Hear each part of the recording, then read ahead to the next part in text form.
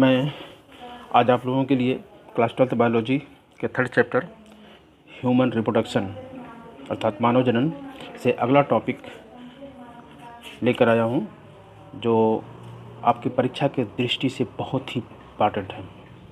यह अक्सर पूछा जाता है। यदि पिछली बार बोर्ड एग्ज़ाम में नहीं पूछा गया होगा तो इस बार अवश्य आना ही पक्का है, तय है। तो मैं विजय आपके लिए नया वीडियो के साथ शुरू कर रहा हूँ।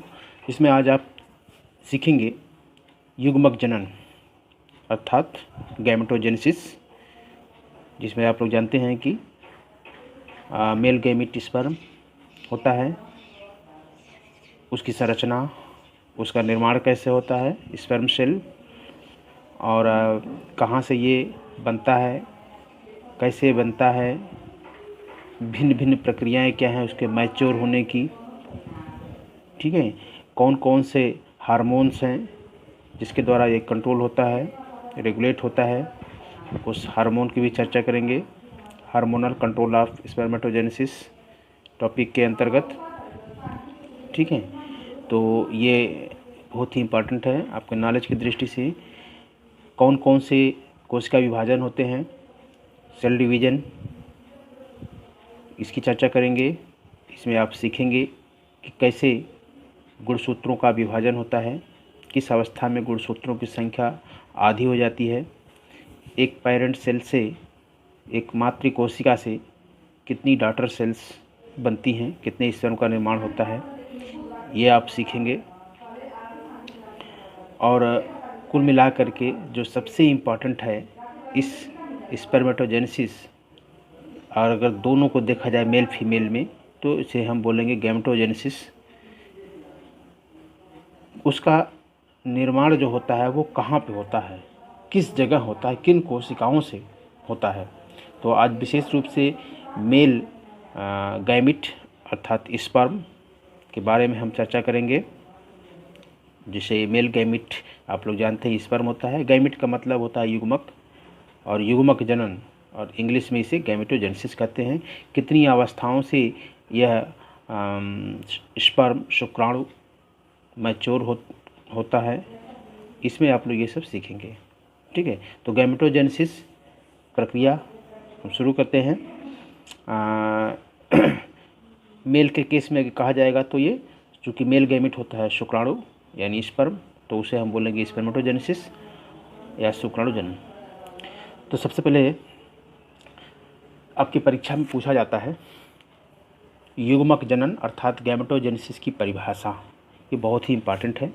क्या परिभाषा होती है युग्मक जनन की अर्थात गैमेटोजेनेसिस की, इसको आप लोग देख लीजिए। जनद, पहले कुछ शब्दों को समझ लीजिए। जनदों यहाँ पर लिखा हुआ है, जनदों अर्थात इसे इंग्लिश में बोलते हैं गोनड्स, गोनड या हिंदी में जनद, ठीक है। जनद वह अंग होते हैं, प्राइमरी ऑर्गन होते हैं, मुख्य प्रमुख अंग होते हैं जहाँ से युग्मक का निर्माण होता है। मेल में, नर में यानी पुरुष में जनद अंग हैं, वृषण अर्थात टेस्टिस, और फीमेल के केस में यह जनद अंग यानी गोनड्स होता है, ओवरी, जिसे हिंदी में अंडाशय बोलते हैं, ठीक। अब परिभाषा देखिए।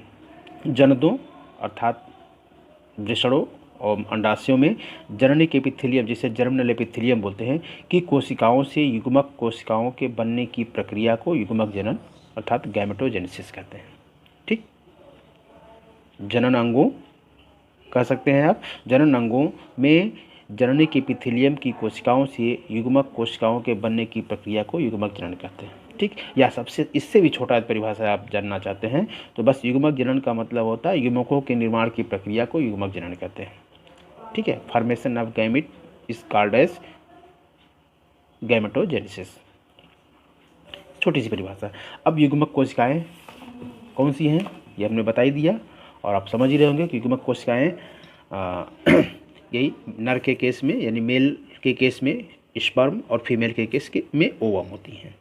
तो ये बहुत बड़ी बात नहीं है। थोड़ा सा ये जान लीजिए कि बाकी कोशिकाओं से, शरीर की कोशिकाओं से ये क्यों भिन्न होती हैं।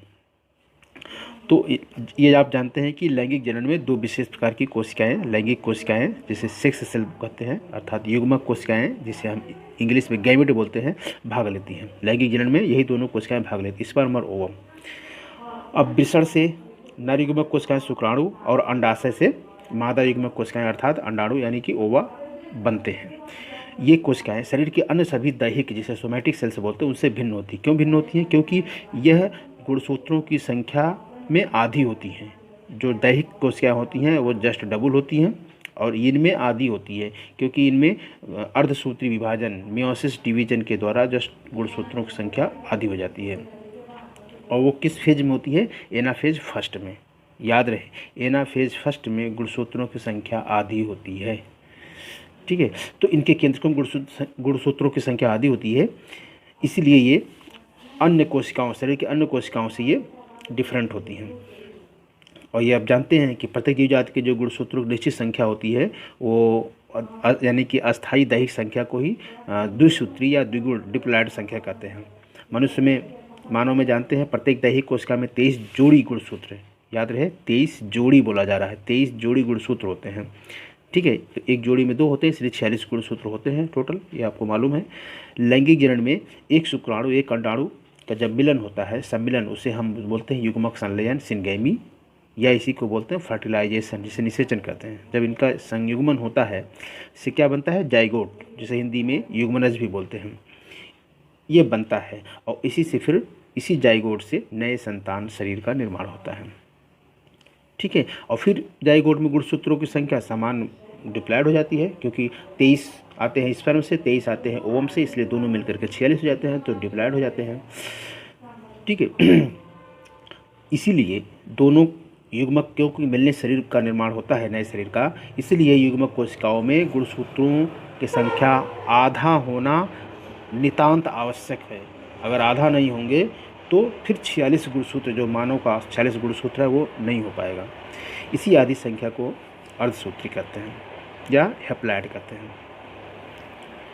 ठीक है, अब युग्मक कोशिकाएं जो बनती हैं जनन अंगों में, वो विशेष प्रकार के विभाजन जिसे हम अर्धसूत्री या मियोटिक डिवीजन कहते हैं, उनसे ही बनती हैं। ठीक है, और यही पूरी प्रक्रिया जब अर्धसूत्री विभाजन के द्वारा युग्मकों का निर्माण होता है, इसी पूरी प्रक्रिया को युग्मक जनन कहते हैं। अब 2 युग्मक हैं, मेल में स्पर्म बनता है और फीमेल में ओवम बनता है, तो अलग अलग इसका नाम दे दिया गया है। अब वृषण में इसे बोलेंगे शुक्राणु जनन, क्योंकि स्पर्म अर्थात शुक्राणु। वृषण में इस प्रक्रिया को शुक्राणु जनन या स्पर्मेटोजेनेसिस कहते हैं, और अंडाशयों में यह जो प्रक्रिया होती है इसी को अंडाणु जनन या oogenesis कहते हैं। ठीक है, अब ये जो शुक्राणु अंडाणु होते हैं आकार में भी रचना में भिन्न होते हैं। शुक्राणु टेल होता है, हेड होता है, टेल होता है, मिडिल पीस होता है, लंबा सा होता है, और जबकि अंडाणु की गोल संरचना होती है। तो दोनों अलग अलग होती है, लेकिन इनके बनने की प्रक्रिया, निर्माण होने की प्रक्रिया, जो अवस्थाएं हैं वो लगभग एक जैसी होती हैं, समान होती हैं, और यह 3 अवस्थाओं से होकर गुजरते हैं। ये इम्पॉर्टेंट है। पहली अवस्था है गुणन अवस्था, जिसे मल्टीप्लिकेशन फेज बोलते हैं। दूसरी अवस्था है वृद्धि अवस्था, जिसे ग्रोथ फेज बोलते हैं। और तीसरी अवस्था है परिपक्वन अवस्था, जिसे हम मैचुरेशन फेज बोलते हैं। ठीक है, तो अब बारी बारी से इन्हीं अवस्थाओं के बारे में चर्चा करेंगे। पहले जान लीजिए कि शुक्राणु जनन की परिभाषा। ये तो आप गैमेटोजेनेसिस जब जान के हैं तो शुक्राणु जनन जान सकते हैं। तो शुक्राणु जनन अर्थात शुक्राणुओं के बनने की प्रक्रिया, शुक्राणुओं के निर्माण होने की प्रक्रिया, शुक्राणुओं के उत्पन्न होने की प्रक्रिया को शुक्राणु जनन कहते हैं। ठीक है, यह पुरुषों के वृषण की शुक्रजन नलिकाएं जो सेमिनिफेरस ट्यूब्यूल्स होती है उसी में होता है। तो याद रहे, शुक्राणु जनन कहाँ होता है? सेमिनिफेरस ट्यूब्यूल्स में। टेस्टिस के अंदर सेमिनिफेरस ट्यूब्यूल्स होते हैं। पिछले वीडियो में हमने आपको ये बताया है टेस्टिस की संरचना और कार्य में।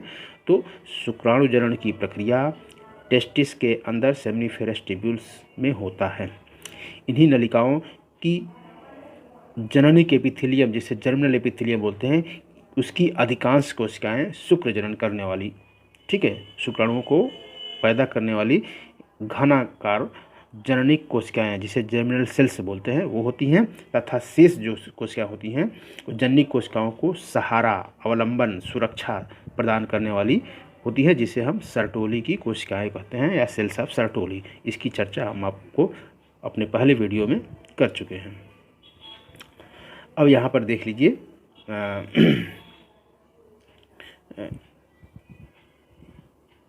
ये प्रक्रिया स्पर्मेटोजेनेसिस विभाजन वाला दिखा दे, उसके बाद तीनों अवस्थाओं को चर्चा करते हैं। देखिए स्पर्मेटोजेनेसिस यहाँ देख रहे हैं, ये स्पर्मेटोजेनेसिस, ये देखिए इसमें होता क्या है कि सबसे पहले जो 3 फेज बोले हैं, 3 अवस्थाओं से कोई भी गैमेट जब बनता है 3 अवस्थाओं से गुजरता है। पहला है गुणन अवस्था जिसे मल्टीप्लिकेशन फेज बोलते हैं, दूसरा वृद्धि अवस्था ग्रोथ फेज, तीसरा परिपक्वन अवस्था जिसे मैच्योरेशन फेज। तो ये देखो स्पर्मेटोजेनेसिस की प्रक्रिया में सबसे पहले गुणन अवस्था मल्टीप्लिकेशन फेज का मतलब होता है बहुत सारी संख्या में बनना, मल्टीप्लाई करना। गुणन अवस्था 2 दूनी 4 दूनी 8 जैसे ये होता है, उस तरह से बहुत ज़्यादा संख्या में पहले इन जर्मिनल सेल्स जो सेमनीफेरस ट्यूब्यूल्स के अंदर जो जर्मिनल सेल्स हैं उनका जो है कि बहुत ज़्यादा संख्या मल्टीप्लिकेशन होता है, तो वो होती है पहले डिप्लॉयड। देखिए इसे मान लीजिए एक सेल्स है, ये क्या है 2n है, यानी कि डिप्लॉयड है। इसके अंदर ये जो मल्टीप्लिकेशन फेज है ये माइटोसिस डिवीजन होता है। याद रहे क्या होता है माइटोसिस, जिसे हिंदी में बोलते हैं समसूत्री विभाजन। तो ये जानते हैं समसूत्री विभाजन जो होता है तो एक मातृ कोशिका से 2 पुत्री कोशिकाएँ बनती हैं। तो ये और ये डिप्लॉयड है, तो ये भी दोनों डिप्लॉयड ही होंगी। मातृ कोशिका से बनने वाली दोनों पुत्री कोशिकाएँ डॉटर सेल्स ये माइटोसिस डिवीजन अंतर्गत जब उत्पन्न होंगी दोनों डॉटर सेल्स, तो ये अपने मातृ कोशिका के गुणसूत्रों की संख्या के आधार पे और गुणसूत्रों के गुणों के आधार पे एकदम समान होते हैं, समानता होती है। तो डिप्लॉयड है मातृ कोशिका, दोनों पुत्री कोशिकाएँ भी डिप्लॉयड होंगी। ठीक है, इसके बाद फिर दूसरा, ये पहला माइटोसिस डिवीजन था, ठीक है, ये फर्स्ट माइटोसिस डिवीजन था। उसके बाद ये जो होगा ये सेकेंड माइटोसिस डिवीजन, ये दूसरा, यानी कि 2 बार समसूत्री विभाजन होता है। तो एक मातृ कोशिका से 2 बार डिवीजन के बाद कुल 8 मातृ कोशिका बन जाती हैं। ठीक है, इस तरह से सभी कोशिकाएं बार बार विभाजित होती हैं। कई बार विभाजित होने के बाद इनके अंतर्गत बहुत सारे ये कोशिकाएं बन के तैयार हो जाती हैं। ठीक है ना, और इन कोशिकाओं को क्या बोलते हैं शुक्रजन कोशिका, या इसी को बोलते हैं स्पर्मेटोगोनिया, क्योंकि बार बार विभाजन होता है। और ये जो बन गई स्पर्मेटोगोनिया, ठीक है, देख रहे हैं ना, ये स्पर्मेटोगोनिया है। सब ये जितनी है चारों ये स्पर्मेटोगोनिया कहलाती हैं। और ये बोला जाता है प्राइमोर्डियल जर्म सेल, शुक्रजन कोशिका, जर्मिनल सेल्स। ठीक है, अब यह पहली फर्स्ट फेज मल्टीप्लिकेशन फेज पूरा होता है। उसके बाद दूसरा फेज आता है ग्रोथ फेज जानते हैं, जैसा कि नाम से ये स्पष्ट है कि ये वृद्धि अवस्था है, वृद्धि प्रावस्था। तो इसमें जो साइज इनकी छोटी होती है, तिनका साइटोप्लाज्म कोशिका द्रव्य बढ़ता है, साइज बढ़ता है, तिनका आकार जो है छोटा से बड़ा हो जाता है। ठीक, और कुछ नहीं है, आकार बढ़ता है। ठीक है, इसी को बोलते हैं प्राइमरी स्पर्मेटोसाइट। अब यहाँ स्पर्मेटोगोनिया था मल्टीप्लिकेशन फेज में, जब ग्रोथ हो जाता है तो ये हो जाता है प्राइमरी स्पर्मेटोसाइट। ठीक है, इसको प्राइमरी स्पर्मेटोसाइट बोलते हैं। क्यों?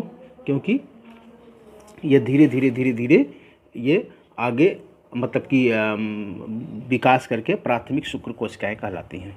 तो अब इसके बाद इस प्राइमरी स्पर्मेटोसाइट जो है, याद रहे ये भी डिप्लॉयड होता है, क्योंकि अभी ये ऊपर की जितनी भी डॉटर सेल्स बनी थी वो सब डिप्लॉयड थी। प्राइमरी स्पर्मेटोसाइट में कोई विभाजन नहीं हुआ है, इसलिए यह डिप्लॉयड ही है पहले जैसी। ठीक है, अब आ जाता है तीसरा फेज जिसे हम बोलते हैं मैच्योरेशन फेज। यह तीसरा फेज मैच्योरेशन फेज जो होता है यह होता है मियोटिक डिवीजन, मियोसिस। ठीक है, याद रहे, फिर दोहरा दे रहा हूँ कि जो मल्टीप्लिकेशन फेज है उसमें माइटोसिस डिवीजन होता है और गुणन अवस्था में कोई विभाजन नहीं होता। तीसरा अवस्था जो है मैच्योरेशन फेज, परिपक्वन प्रावस्था, इसमें मियोटिक डिवीजन, अर्धसूत्री विभाजन होता है। पहले में समसूत्री, दूसरे में कोई विभाजन नहीं, तीसरे में अर्धसूत्री विभाजन, मियोटिक डिवीजन होता है।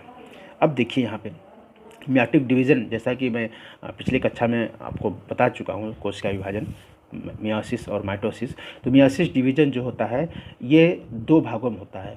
इसका प्रथम भाग जो होता है जस्ट मियोसिस, इसमें गुणसूत्रों की संख्या आधी होती है। इसी प्रथम भाग को के आधार पर इसको बोलते हैं रिडक्शन डिवीजन, अर्धसूत्री।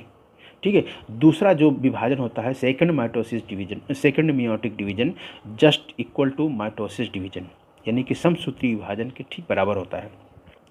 तो यहाँ पर जो ये विभाजन हो रहा है यह फर्स्ट मैच्योरेशन फेज है, जिसे पहला मियोसिस डिवीजन कहते हैं, प्रथम अर्धसूत्री विभाजन। प्रथम अर्धसूत्री जब विभाजन होगा तो पहली बार ही जब अर्धसूत्री विभाजन होगा, यह जहाँ 2n है यह हो जाएगा हैप्लॉइड, गुणसूत्रों की संख्या आधी हो गया 2n, n हाफ इसमें आ गया गुणसूत्र, हाफ इसमें गुणसूत्र, हाफ इसमें और हाफ इसमें, ये कितना हो गया हाफ हाफ, ये n हो गया, यानी कि हैप्लॉइड हो गया। ठीक है, यह फर्स्ट मियोटिक डिवीज़न है। इसके बाद फिर सेकंड मियोटिक डिवीज़न जो होगा, यह यहाँ पर लिख दिया गया है कि माइटोसिस डिवीज़न, जबकि ये माइटोसिस डिवीज़न नहीं है, यह माइटोसिस डिवीज़न के समान ही होता है, जबकि यह पूरी प्रक्रिया क्या होती है मैच्योरेशन फेज में मियोटिक डिवीज़न ही, मियोसिस डिवीज़न ही होता है, जिसमें पहला फेज मियोसिस होता है, रिडक्शन डिवीज़न, गुणसूत्रों की संख्या आधी होती है, और दूसरा फेज जो दूसरा भाग जो होता है मियोसिस डिवीज़न का, यह माइटोसिस के समान होता है। तो यह फर्स्ट ये हो गया फर्स्ट मियोटिक डिवीज़न, और ये सेकेंड मियोटिक डिवीज़न ये है। ठीक है, अब एक से यहाँ पे 2 सेल्स बनी थी फर्स्ट मियोटिक डिवीज़न में, एक मातृ कोशिका से 2 पुत्री कोशिका है। सेकेंड मियोटिक डिवीज़न होगा तो फिर 1 से 2 इसमें, फिर इसमें से 1 से 2 इसमें, इसलिए 4 पुत्री कोशिकाएँ 4 डॉटर सेल्स का निर्माण होता है। अब यह जो होता है इसको बोलते हैं स्पर्मेटिड्स। क्या बोलते हैं स्पर्मेटिड्स। ये जो गोल गोल संरचना है यह कहलाती हैं स्पर्मेटिड्स। ठीक है, यह स्पर्मेटिड्स गोल गोल होती हैं। अब स्पर्मेटिड्स में जब इसे टेल पूंछ का निर्माण होगा, पूंछ बनने लगेगा धीरे धीरे, तब इस प्रक्रिया को बोलते हैं स्पर्मेटेलियोसिस, या इसी को बोलते हैं स्पर्मियोजेनेसिस।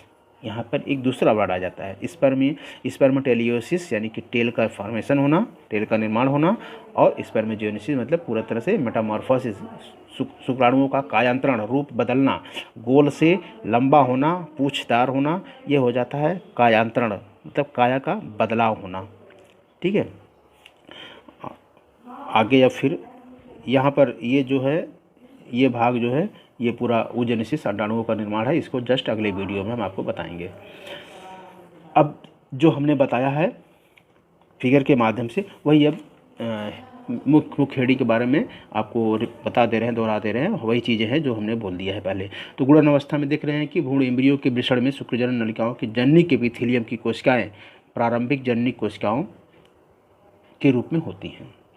ठीक है, यहाँ पर देखिए ये भ्रूण, ठीक है, कब जब बच्चा पुत्र जब अपनी माँ के गर्भ में पल रहा होता है उस समय की चर्चा हो रही है। भ्रूण के वृषण में, वह जो भ्रूण बेबी माँ के गर्भ में पेट में पल रहा होता है, उसके जब वहाँ जो वृषण बनता है, टेस्टिस बनता है, उस समय के वृषण में, टेस्टिस में शुक्रजन नलिकाओं यानी कि सेमिनिफेरस ट्यूब्यूल्स की जननी की एपिथेलियम या जर्मिनल एपिथेलियम की कोशिकाएँ क्या कहलाती हैं प्रारंभिक जननी कोशिकाएं, प्राइमोर्डियल जर्म सेल्स कहलाती हैं। इन कोशिकाओं में बारंबार समसूत्री विभाजन होता है, हमने अभी फिगर के माध्यम से ऊपर बता दिया है। शिशु अवस्था के विकास तक, जब वो डिलीवरी हो जाती है, बच्चा पैदा हो जाता है और शिशु अवस्था जब धीरे धीरे विकास होने लगता है, उस समय तक जननी के एपिथेलियम में द्विगुणित जो डिप्लॉयड होती हैं शुक्राणुजन कोशिकाएँ अर्थात स्पर्मेटोगोनिया बन जाती हैं। ठीक है, ये स्पर्मेटोगोनिया कौन सी है, ये देखो ये स्पर्मेटोगोनिया, ये सब चारों क्या है स्पर्मेटोगोनिया, ये बन जाती शिशु के विकास की अवस्था तक। ठीक है, उसके बाद फिर यौनारंभ मतलब प्यूबर्टी क्या होता है 12 से 14 साल तक, 12 से 14 साल तक प्यूबर्टी अवस्था शुरू हो जाती है। 12 से 14 से प्यूबर्टी पर अनेक हार्मोन्स के प्रभाव, जिसमें FSH है, फॉलिकल स्टिमुलेटिंग हार्मोन है, लुटिनाइजिंग हार्मोन है, टेस्टोस्टेरोन है, इन सब हार्मोनों के प्रभाव से जननी की एपिथेलियम जो होता है सेमिनिफेरस ट्यूब्यूल का, वो सक्रिय हो जाता है, और फिर इन शुक्रजन कोशिकाओं जो स्पर्मेटोगोनिया बनी है, यही शुक्रजन कोशिकाएं है ना, स्पर्मेटोगोनिया में कई स्तर बन जाते हैं उसी सेमिनिफेरस ट्यूब्यूल्स के अंदर, उस नली के अंदर इस स्पर्मेटोगोनिया की कई लेयर बन जाती हैं किनारे किनारे। ठीक है, ये वहाँ पर जाके मल्टीप्लिकेशन फेज, जो कि बहुत सारी संख्या में बन गए हैं तो मल्टीप्लिकेशन फेज पूरा हो जाता है। उसके बाद दूसरी अवस्था शुरू होती है वृद्धि प्रावस्था, जिसे ग्रोथ फेज बोलते हैं। अब जैसे जैसे शुक्राणुजन कोशिकाएं शुक्रजन नलिकाओं की गुहा की ओर बढ़ती हैं, ठीक है, ये जो स्पर्मेटोगोनिया है उसकी नली, गुहा मतलब अंदर का स्पेस, उस नलिका के अंदर का स्पेस की ओर बढ़ती हैं, ये वृद्धि करके कुछ बड़ी हो जाती हैं आकार में, ये हमने आपको बता दिया था। तो इसको क्या कहते हैं प्राइमरी स्पर्मेटोसाइट। अभी ये डिप्लॉयड अवस्था में है। ठीक है, अब यहाँ पे जो मैचुरेशन अवस्था है, तीसरा अवस्था, ये सबसे इम्पॉर्टेंट है। यहीं पर आकर के जो डिप्लॉयड सेल होती हैं स्पर्मेटोगोनिया या प्राइमरी स्पर्मेटोसाइट, यहाँ पर आकर के अर्धसूत्री विभाजन के द्वारा जस्ट आधी हो जाती है, मतलब गुणसूत्रों की संख्या आधी हो जाती है। तो देखिए प्रत्येक जो प्राथमिक शुक्र कोशिका होती है प्राइमरी स्पर्मेटोसाइट, ये 2 बार विभाजित होती हैं। पहला विभाजन क्या होता है, परिपक्व विभाजन क्या होता है, ये पहला विभाजन ये होता है अर्धसूत्री, ठीक है। पहला विभाजन क्या होगा, अर्धसूत्री रिडक्शन डिवीजन होगा, और इसमें प्राथमिक जो शुक्र कोशिकाएं होती हैं प्राइमरी स्पर्मेटोसाइट, वो 2 अर्धसूत्री संतति कोशिकाओं में बंट जाती हैं, ठीक। पहला जो विभाजन होगा मियोटिक डिवीजन होगा, और उसमें वो एक मातृ कोशिका से, एक मदर सेल से 2 डॉटर सेल्स बन जाती हैं, ठीक है। इसके ये कोशिकाएं फिर दूसरा विभाजन, दूसरे परिपक्व विभाजन सेकंड मैचुरेशन डिवीजन द्वारा बढ़ती हैं, जो कि समसूत्री, यहाँ पर समसूत्री लिखा है। क्यों समसूत्री लिखा है, क्योंकि मियोटिक डिवीजन का दूसरा भाग, first meiotic division second meiotic division, यानी कि मियोसिस सेकंड समसूत्री जैसा ही होता है। तो आप ये गलतफहमी बिल्कुल मत पालिएगा कि जो मैचुरेशन फेज है इसमें 2 विभाजन होता है, एक बार मियोसिस डिवीजन, दूसरी बार माइटोटिक समसूत्री विभाजन होता है, ऐसा नहीं है। मैचुरेशन फेज पूरी तरह से समसूत्री विभाजन नहीं होता, अर्धसूत्री विभाजन होता है, जिसे इंग्लिश में बोलते हैं मियोटिक डिवीजन। बस इसको समझने की आवश्यकता है कि मियोटिक डिवीजन, जिसे हम फर्स्ट मियोटिक डिवीजन बोलते हैं, जिसमें गुणसूत्रों संख्या आधी होती है, हैप्लॉइड हो जाते हैं, डिप्लॉयड से सेकंड मियोटिक डिवीजन समसूत्री के जैसा होता है, न कि समसूत्री होता है। समसूत्री के जैसा होता इसलिए थे क्योंकि इसमें कुछ मेटाफेज स्टेज में गुणसूत्रों की जो स्थिति होती है, लोकेशन होती है मिड लाइन पे, केंद्रक के मिड लाइन पे, मिड प्लेट पर, वो थोड़ी सी दूसरे डायरेक्शन होती है, तो वो अलग चीज़ें हैं। आप सिर्फ इतना जानिए कि मियोटिक डिवीजन ही होता है। फर्स्ट मियोटिक डिवीजन में गुणसूत्रों संख्या आधी हो जाती है, 2 डॉटर सेल बनते हैं। सेकेंड मियोटिक डिवीजन अर्थात समसूत्री जैसा होता है। इसके फलस्वरूप फिर उन दोनों जो पहले 2 पुत्री कोशिकाएं बनी हैं, उनमें से फिर 1 से 2 इसलिए 4 पुत्री कोशिकाएं बन जाती हैं, ठीक है।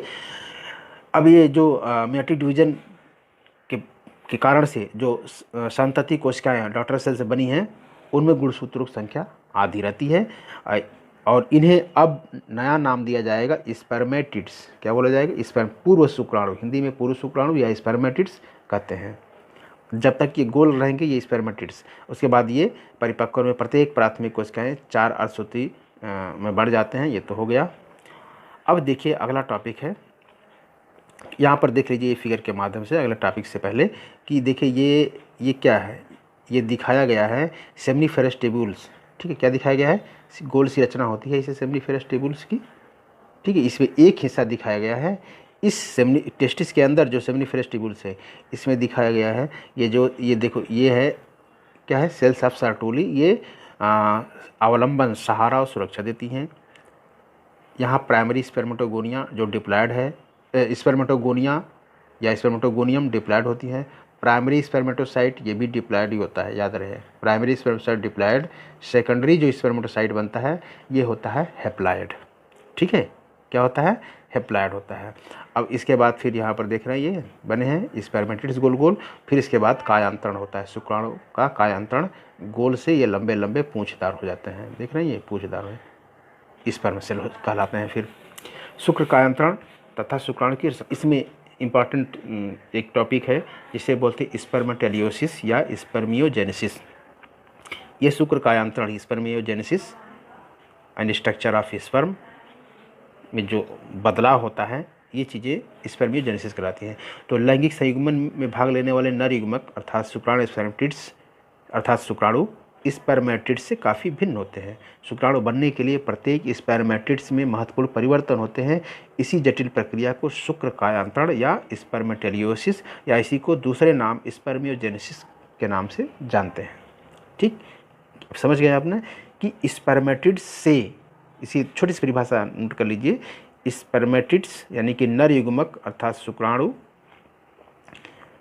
स्पर्मेटिड्स से शुक्राणु तक बनने की प्रक्रिया को स्पर्मेटेलियोसिस या स्पर्मजेनेसिस कहते हैं, या इसी को हिंदी में शुक्र कायांतरण कहते हैं। ठीक, स्पर्मेटिड्स से शुक्राणु में परिवर्तन होने की प्रक्रिया को शुक्र कायांतरण अथवा स्पर्मेटेलियोसिस या स्पर्मजेनेसिस कहते हैं। इसके कारण क्या होता है? इसके फलस्वरूप गोल सी स्पर्मेटिड कोशिका एक लंबे और पतले कीड़ेनुमा शुक्राणु में बदल जाती है। ठीक है ना। शुक्र कायांतरण की प्रक्रिया सरटोली की कोशिकाओं के गर्तों, जो गड्ढे होते हैं, जैसे ये ऐसे होता है, ये गड्ढे इसी में होता है, प्रारंभ होकर टेस्टिस के एपिडिडाइमिस नलिका में पूरी होती है। एपिडिडाइमिस क्या है आप लोग जानते हैं। अब शुक्राणुओं की संरचना क्या है? Structure of sperm. मनुष्य के शुक्राणु में 4 स्पष्ट भाग होते हैं। इसको देख लीजिए, उसके बाद फिर फिगर दिखाते हैं। कौन कौन भाग होते हैं? चारों। हेड होता है, ग्रीवा नेक होती है, और मिडिल पीस मध्यखंड होता है, तथा पूंछ टेल। एक प्लाज्मा झिल्ली पूरे शुक्राणु को चारों तरफ से घेरे ही रहती है। शीर्ष भाग में एक बड़ा सा हेप्लॉइड केंद्रक, अगुणित केंद्रक होता है, जो आगे की ओर एक टोपी जैसी रचना अग्रपिंडक, जिसे एक्रोसोम कहते हैं, उससे ढका रहता है। ये इम्पॉर्टेंट है अग्रपिंडक, इससे एक प्रश्न पूछे जाते हैं, तो आप सीरियसली से इसको देखिए। अग्रपिंडक क्या है? जो केंद्रक का अगला भाग है उसको टोपी जैसा ढकने वाला एक संरचना है, जिसे हम अग्रपिंडक या एक्रोसोम कहते हैं। इस अग्रपिंडक में निषेचन के समय जो अंडाणु की झिल्ली होती है, ओवम, अंडाणुओं की झिल्ली को छेद करने के लिए, उसको नष्ट करने के लिए इसी अग्रपिंडक एक्रोसोम में कुछ एंजाइम होते हैं, जिसमें से एक प्रमुख है हाइलुरोनिडेज। हाइलुरोनिडेज एंजाइम है, हाइलुरोनिडेज, ये इंपॉर्टेंट चीज़ है। इसी हाइलुरोनिडेज एंजाइम की मदद से शुक्राणु अंडाणु में छेद करके अंदर प्रवेश कर जाता है। ठीक, तो एक्रोसोम इंपॉर्टेंट है कि नहीं?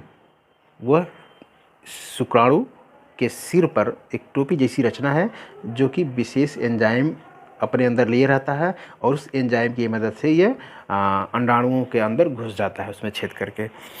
यदि मान लो इस एक्रोसोम को काट दिया जाए, शुक्राणुओं के हेड से एक्रोसोम को काट कर निकाल दिया जाए, तो क्या होगा? तब वो अंडाणु की झिल्ली को छेद नहीं कर पाएंगे और उसमें अंदर प्रवेश नहीं कर पाएंगे, और जब प्रवेश नहीं कर पाएंगे तो निषेचन की क्रिया नहीं होगी। ठीक है, तो इसलिए यह एक्रोसोम का बहुत इंपॉर्टेंस है निषेचन की प्रक्रिया में। अब अग्रपिंडक किससे बना होता है? अग्रपिंडक गाल्जी बॉडी किससे बना होता है? गाल्जी बॉडी। देख रहे हैं ना, ये पहला प्रश्न यहाँ से, कौन सी एंजाइम होता है, इसका निषेचन में क्या इंपॉर्टेंस है, एंजाइम का नाम, काट दिया जाए क्या होगा। अब फिर किससे बना होता है, ये यहाँ पर देखो 3-4 प्रश्न बन गए परीक्षा की दृष्टि से, ऑब्जेक्टिव टाइप क्वेश्चन। तो किससे बना होता है? गाल्जी बॉडी, गाल्जी एपैरेटस इसको भी बोलते हैं। इसको खोजा था गाल्जी, कैमिलियो गाल्जी ने खोजा था, उन्हीं के नाम पे नामकरण था। तो ये याद रहे कि एक्रोसोम का निर्माण गाल्जी बॉडी या गाल्जी एपैरेटस से हुआ रहता है। ठीक, अब आ जाइए पीछे, शुक्राणु के पीछे, हेड पोर्शन के पीछे, केंद्रक के पीछे 2 सेंट्रियोल होते हैं। क्या होते हैं? 2 सेंट्रियोल, तारक केंद्र जिसे कहते हैं हिंदी में। ये आगे पीछे स्थित होते हैं। दोनों जो पीछे 2 तारक केंद्र होते हैं, थोड़ा सा मतलब हेड के पीछे की तरफ, एक आगे होता है एक पीछे। जो आगे की तरफ होता है, यानी कि हेड केंद्रक के नज़दीक होता है, उसे अग्रस्त या प्रॉक्सिमल सेंट्रियोल बोलते हैं। यह, इसका भी बहुत इंपॉर्टेंस है, ध्यान से सुनिएगा। अग्रस्त जो होता है सेंट्रियोल यानी तारक केंद्र, प्रायः ग्रीवा में होता है। कहाँ होता है? ग्रीवा, गर्दन में, जो नेक पोर्शन होता है। और इसका काम क्या है? यह निषेचन के समय अंडाणु में प्रवेश करता है। केंद्रक तो अंदर चला जाता है, तो उसके साथ साथ यह जो प्रॉक्सिमल सेंट्रियोल है, अग्रस्त तारक केंद्र है, यह भी अंडाणु में प्रवेश कर जाता है। और इसका काम क्या है फिर वहाँ पे? यह निषेचित अंडे को प्रथम विदलन, फर्स्ट क्लीवेज के लिए आवश्यक होता है। फर्स्ट क्लीवेज का मतलब, जैसे कि ये मान लीजिए कि अंडाणु है, ठीक है, यहाँ पर ये मान लो कि ये शुक्राणु है, ठीक है, ये प्रवेश कर रहा है, ये अंडाणु में प्रवेश कर रहा है। जब इसमें प्रवेश कर जाएगा तो क्या होगा कि टेल बाहर रह जाता है, मिडिल पीस बाहर रह जाता है, केंद्रक के पास में यह अग्रस्त तारक केंद्र अंदर चला जाता है। तो ये चलाया, अब यहाँ पर ये यन था, हेप्लॉइड था, शुक्राणु भी यन हेप्लॉइड था। अब जब इसमें आ गया तो ये क्या हो गया? ये हो गया 2n डिप्लॉयड हो गया। अब यह क्या हो गया, जाइगोट, युग्मनज क्या हो जाएगा, जाइगोट। निषेचन के बाद जाइगोट बोला जाता है, युग्मनज। अब इसमें जो कोशिका का विभाजन होता है, इसी एक कोशिका से पूरे शरीर का निर्माण होता है। तो कैसे होता है, इसका विभाजन होता है, उसी को इंग्लिश में बोलते हैं क्लीवेज। तो पहला जो क्लीवेज, पहला विभाजन होता है एक कोशिका से 2 कोशिका, ऐसे ठीक है, ऐसे बढ़ जाती है, ठीक है। जो पहला विभाजन होता है वो फर्स्ट क्लीवेज कराने के लिए यही प्रॉक्सिमल सेंट्रियोल करता है। अग्रस्थ तारक केंद्र जाइगोट में पहला विभाजन, पहला क्लीवेज, या इसी को शुद्ध हिंदी विदलन बोलते हैं, पहला विदलन कराता है। इसके बाद 1 से 2 बन गया, फिर 2 से 4 बनेगा, फिर ठीक है 4 इधर, फिर इसमें आधा हो जाएगा, 4 से 8 उधर हो जाएगा पीछे की तरफ। तो ये फिर ऐसे कोशिकाएं बनती रहती हैं, आगे बढ़ती रहती हैं, ठीक। तो याद रहे, जो अग्रस्थ तारक केंद्र है वो फर्स्ट क्लीवेज, प्रथम विदलन के लिए आवश्यक होता है। अब दूसरा जो जस्ट उसके पीछे एक तारक केंद्र स्थित है, दूरस्थ वाला, जिसे हम डिस्टल सेंट्रियोल बोलते हैं, वह क्या करता है, शुक्राणु के अक्षीय सूत्र, एक्सियल फिलामेंट का निर्माण करता है, फ्लैजेला का निर्माण करता है। जैसे मान लीजिए कि ये है, मैं बना दूँ, ये मान लीजिए कि हेड हो गया और ये टेल हो जाता है। तो पहला जो यहाँ पर होता है गर्दन पे, पहला जो तारक केंद्र ये हो गया फर्स्ट, ठीक है। और सेकंड जो होता है इसके पीछे होता है डिस्टल वाला, ठीक है। इसका काम है ये पूंछ, ये जो पूंछ बन रही ना, ये टेल, इसी टेल के एक्सियल फिलामेंट का निर्माण करता है। यानी, और ये कैसा होता है, ये किनारे किनारे 9 होते हैं इस तरह से, और बीच में 2 होता है, ठीक है। ये होता है, क्या होता है ये 9+2, जिस तरह से यूकैरियोटिक कोशिकाओं के सीलिया और फ्लैजेला का संरचना होता है, उसी तरह से शुक्राणुओं की फ्लैजेला जो टेल होती है वो 9+2 संरचना में 9 माइक्रोट्यूब्यूल किनारे किनारे परिधि में होते हैं और 2 माइक्रोट्यूब्यूल बीच में होता है, ठीक है। गोल सी होती है ये। तो 9 हो गए इस तरह से किनारे किनारे और 2 हो गए ये बीच में, ठीक। तो मध्यखंड तथा पूंछ में पश्चाम या कसाबकिया की तरह, इसमें हमने बता दिया 9+2 क्रम में होते हैं इनकी माइक्रोट्यूब्यूल। और सूक्ष्म नलिकाओं पर अनेक मध्यखंड जो होता है, मिडिल पीस, इस शुक्राणुओं का मिडिल पीस, उसमें अनेक माइटोकॉन्ड्रिया लिपटे होते हैं जो शुक्राणुओं को गति प्रदान करने के लिए ऊर्जा प्रदान करते हैं, ठीक। माइटोकॉन्ड्रिया का क्या काम है, जो हेड पोर्शन है ये, यहाँ इतना पोर्शन जो मिडिल पोर्शन है ये हेड पोर्शन के पीछे, यहाँ पर माइटोकॉन्ड्रिया होते हैं। अभी हम आपको स्ट्रक्चर दिखाते हैं फिगर के माध्यम से। इनका काम है टेल को बड़ी तेज़ी से इसे लहराते हुए आगे मूवमेंट कराना, बड़ी तेज़ी से गति प्रदान, ताकि तेज़ी से तैरते हुए आगे बढ़ते चले जाएं, गति ऊर्जा प्रदान करते हैं। एक बार मैथुन के समय में लगभग 20 से 30 करोड़, क्या लगभग 40-50 करोड़ की संख्या में शुक्राणु अस्खलित होते हैं। एक बार जो सीमेन निकलता है 2.5 से लगभग 4 या 5 ml निकलते हैं, तो उस सीमेन में लगभग 20 से लेकर के 40-50 करोड़ की संख्या में होते हैं। अब किसी में ज़्यादा होंगे, किसी में 20 करोड़ होगा, किसी में 25 होगा, किसी में 30 करोड़ होगा, किसी में 40, और अधिकतम 50 करोड़ तक, या एवरेज 40-45-50 करोड़ तक यही होते हैं, ठीक है। तो ये शुक्राणुओं की संख्या हो गया और संरचना हो गया। अब यहाँ पर देख लीजिए, ये यहाँ पर स्पष्ट है, ये देख रहे हैं, ये पूरा का पूरा ये जो है न्यूक्लियस है, हेड है, केंद्रक होता है, ठीक। यहाँ पर देख रहे हैं ये एक्रोसोम, ये भाग है एक्रोसोम, अग्रपिंडक, जो कि एंजाइम लिए रहता है, हाइलोरोनिडेज एंजाइम, जिसकी मदद से ये अंडाणुओं की झिल्ली को छेद करके अंदर प्रवेश करता है और निषेचन करता है। ये पूरा जो काला पोर्शन है ये केंद्रक है, न्यूक्लियस, ठीक है। और ये है प्लाज्मा मेम्ब्रेन, ऊपर जो झिल्ली जो कवर की रहती है। यहाँ पर देख रहे हैं ये प्रॉक्सिमल सेंट्रियोल, अग्रस्थ तारक केंद्र है, या बीच में ये, जिसे मैंने बीच में हल्का सा ग्रीन कलर से दिखाया है, ये है अग्रस्थ तारक केंद्र। यह भी अंदर प्रवेश कर जाता है, अंडाणु के अंदर प्रवेश कर जाता है, और यही क्या काम करता है कि जाइगोट को प्रथम विदलन, फर्स्ट क्लीवेज कराता है। ये नेक पोर्शन हो गया, ठीक है।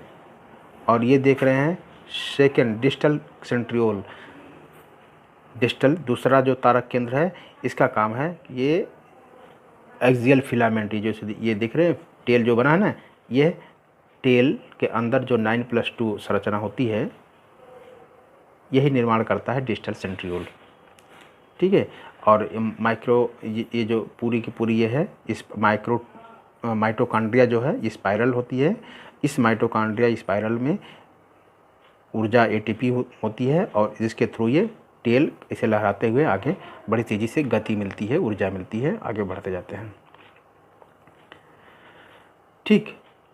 और शुक्राणु सामान्य जनन क्षमता के लिए जो शुक्राणुओं का आकार होगा वो होना चाहिए, वो 60% शुक्राणु समान आकृति आकार के होने चाहिए। सामान्य जनरल फर्टिलिटी के लिए, सामान्य जनन क्षमता के लिए कि 60% जो शुक्राणु हो वो समान आकृति आकार के हों, और उसमें से भी 40% ऐसे शुक्राणु हों जो बड़ी तेज़ी से तीव्र गतिशीलता वाले हों। ठीक है। ये होता है शुक्राणु की संरचना और उनके कार्य और कहाँ से बनते हैं। अगला टॉपिक आपका अंडाणु जनन और रजोधर्म, oogenesis एंड मेंस्ट्रुअल साइकिल, जिसे MC कहते हैं। Okay, thanks. उम्मीद करता हूँ समझ गए होंगे। लेकिन एक चीज़ और सॉरी, देख लीजिए फिगर के माध्यम से। ये देखिए, हाँ ये चीज़ मैं बताना भूल गया था। यहाँ पर ये देखिए, ये एक दिखाया है फिगर के माध्यम से। ये है सेमिनिफेरस ट्यूब्यूल्स है। सेमिनिफेरस ट्यूब्यूल्स में ये देखिए स्पर्म बन रहे हैं। ठीक है। ये ल्यूमन होता है, बीच का स्पेस गुहा होता है। ये सेमिनिफेरस ट्यूब्यूल्स को मैंने फिगर ले लिया आपको समझाने के लिए। यहाँ पर ये देख लीजिए, ये अंदर की ये है पूरा सेमिनिफेरस ट्यूब्यूल्स के अंदर का, ये देख रहे हैं, ये सर्टोली सेल्स है ये पूरा। ठीक है। प्राइमरी ये स्पर्म बन रहे हैं। और दूसरी चीज़ स्पर्मोजेनेसिस प्रक्रिया में ये देख लीजिए, ये बर्थ जो होता है 12 से 14 साल बाद जब प्यूबर्टी होती है तो प्राइमोर्डियल जर्म सेल और स्पर्मेटोगोनिया ये बन चुके रहते हैं। ठीक है। प्यूबर्टी आते आते स्पर्मेटोगोनिया का निर्माण हो चुका रहता है। इसके बाद फिर 25 दिन लगभग लगते हैं इसको स्पर्मेटोगोनिया को मतलब कि डिवीज़न होने में। ठीक है। सेल डिवीज़न जब होता है टेस्टिस में तो वो लगभग 20-25 दिन लग जाते हैं। उसके बाद प्राइमरी स्पर्मेटोसाइट बनता है। ठीक है। सेकेंडरी स्पर्मेटोसाइट, ये प्राइमरी ये हो गया, सेकेंडरी स्पर्मेटोसाइट ये बनता है जो हाफ हो जाता है यानी हैप्लॉइड हो जाता है। और उसके बाद ये 4 बन जाते हैं, एक मातृ कोशिका से 4 बन जाते हैं। यहाँ पर भी वही फिगर है, कोई खास नहीं है, बस जानते रहिए एपिडाइमस ये टेस्टिस पूरा है। यही है सेमिनिफेरस ट्यूब्यूल्स नलिका, इसको ऐसे काटा गया है। ठीक है। काटा गया है, इसके अंदर का ये भाग इतना ये इनलार्ज करके दिखाया गया है। ठीक है। और फिर इसके अंदर ये जो विभाजन हो रहा है समसूत्री अर्धसूत्री विभाजन, शुरू में समसूत्री विभाजन होता है मल्टीप्लिकेशन फेज में, ये विभाजन के थ्रू यहाँ पे ये 4 स्पर्म्स बन जा रहे हैं। ठीक है। यहाँ पे देखिए वही चीज़ें हैं। ठीक, वही चीज़ें हैं। प्राइमोर्डियल जर्म सेल देख रहे हैं, प्राइमोर्डियल जर्म सेल ये होती है शुरुआत में टेस्टिस में रहता है। 12 से 14 साल बाद प्यूबर्टी यौवनावस्था प्रारंभ होती है किसी बच्चे की। उसके बाद स्पर्मेटोगोनिया बनता है। ठीक, स्पर्मेटोगोनिया उसके बाद क्या करेगा, उसका माइटोटिक डिवीज़न समसूत्री विभाजन के द्वारा ये अंदर टेस्टिस में होता है, विभाजित होगा। 25 दिन लगभग लेते हैं एवरेज, प्राइमरी स्पर्मेटोसाइट बन जाता है। फिर उसके बाद 9 दिन लग जाते हैं इसको प्राइमरी स्पर्मेटोसाइट से सेकेंडरी स्पर्मेटोसाइट मियोटिक डिवीज़न में। अब ये हो गया सेकेंडरी स्पर्मेटोसाइट जो होता है ये हाफ है, हैप्लॉइड है। ये क्या है, डिप्लॉइड है। ये बता ही दिया हमने। और फिर 1 से 2 कुल 4 स्पर्मेटिड्स बन जाते हैं। अब जब इसमें स्पर्मियोजेनेसिस प्रक्रिया होगी या स्पर्मेटोरियोसिस प्रक्रिया होगी, जिसे हिंदी में शुक्र कायांतरण कहते हैं, तो ये हो जाएंगे स्पर्म, मैच्योर स्पर्म। ठीक है। ये इसी को फिर टेस्टिस दिखाया गया है। ये टेस्टिस चीज़ है, ये गुणसूत्र दिखा दिया गया है। ये 46 गुणसूत्र यहाँ पर भी 46 गुणसूत्र एक्स और वाई।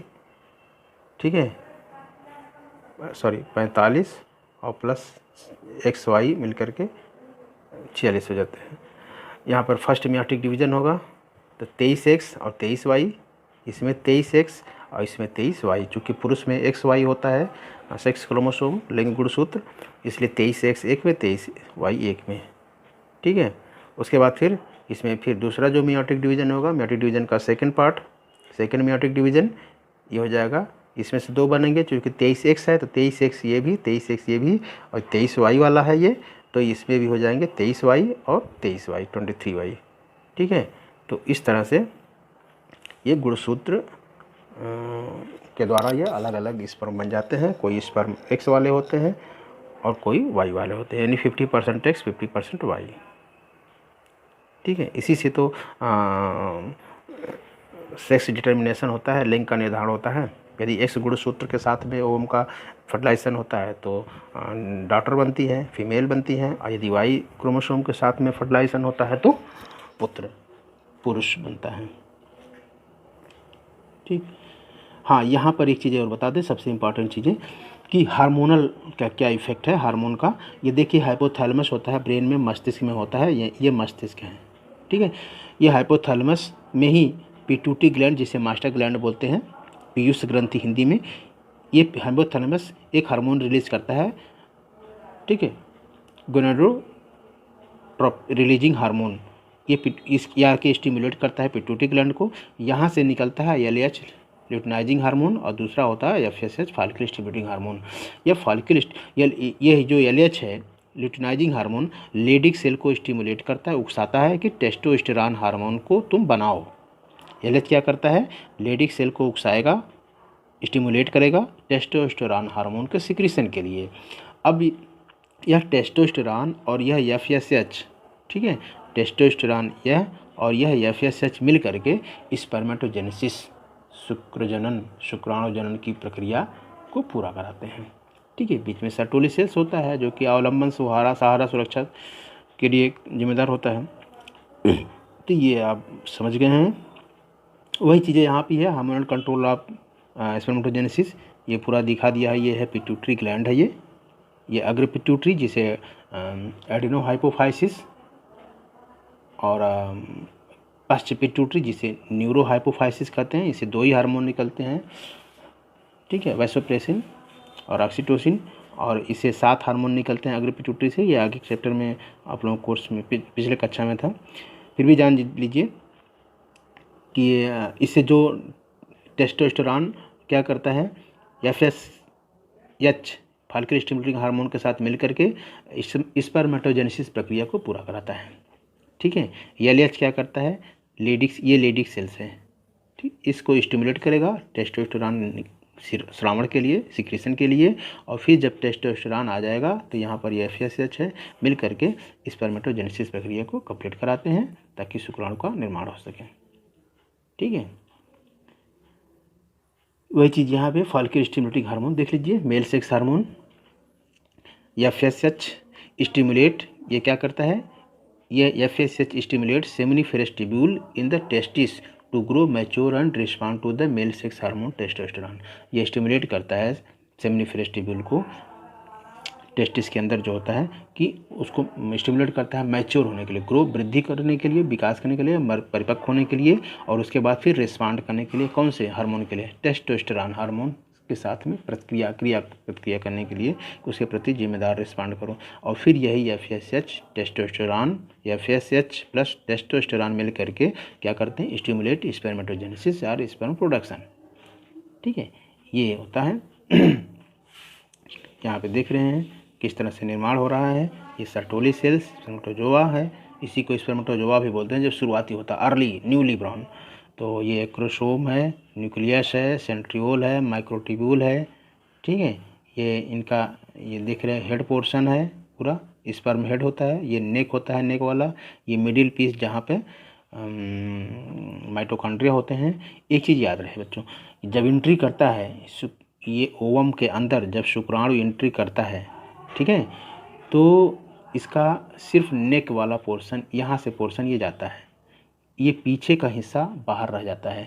यानी कि जो माइटोकॉन्ड्रिया है, यह माइटोकॉन्ड्रिया बाहर ही रह जाता, अंदर नहीं जाता। यानी कि जो जाइगोट बनेगा उसमें जो माइटोकॉन्ड्रिया होंगे वो ओवम, मदर के ओवम से आया हुआ माइटोकॉन्ड्रिया होता है, और जो नए शरीर का निर्माण होगा उसमें जो माइटोकॉन्ड्रिया होंगे वो मदर से मिला हुआ माइटोकॉन्ड्रिया रहेगा। पुरुष से आया हुआ शुक्राणु जो माइटोकॉन्ड्रिया लेकर आता है मिडिल फेज को, वह मिडिल फेज बाहर ही रह जाता है। यानी कि हमारे अंदर कोई भी हो, चाहे पुत्र हो चाहे पुत्री हो, उसके शरीर में माइटोकॉन्ड्रिया सिर्फ और सिर्फ मदर से प्राप्त होता है। सबसे इम्पॉर्टेंट चीज़ें हैं, ठीक है। यहाँ पर देख रहे हो एंट्री हो रही है ये, और ये एंट्री जोना पेलुसिडा लेयर को एंट्री करके एंजाइम हाइलुरोनिडेज एंजाइम के तहत शुक्राणु अंदर एंट्री करता है, और ये इसका केवल हेड पोर्शन एंट्री करता है, और मिडिल पीस बाहर रह जाता है। मिडिल पीस कहाँ रह जाएगा? बाहर रह जाएगा। टेस्टिस एपिडाइडमिस है ये, इसी में मैच्योर होते हैं, ये पहले बता दिया था हमने। और ये स्पर्म सेल पूरा इनलार्ज में देख रहे हैं, यहाँ पर देखिए सेंट्रियोल ये दिख रहा है स्पष्ट, ये पूरा माइटोकॉन्ड्रिया, ये पूरा माइटोकॉन्ड्रिया है, टर्मिनल डिस्क है, ये मिडिल पीस है, ठीक है। यहाँ पर देखिए ये न्यूक्लियर वैक्यूल होता है, न्यूक्लियर वैक्यूल होता है, ये पूरा का पूरा, ये न्यूक्लियर इतना वाला होता है, ये पूरा न्यूक्लियस है, इनके अंदर ये न्यूक्लियर वैक्यूल रिक्त होता है, ठीक है। एक्रोसोम, ये रेड वाला पोर्शन ये एक्रोसोम है, और बाहर जो एक लाइन दिख रही है ब्लू कलर की, ये होता है सेल मेम्ब्रेन, जिसे प्लाज्मा मेम्ब्रेन बोलते हैं, ठीक है।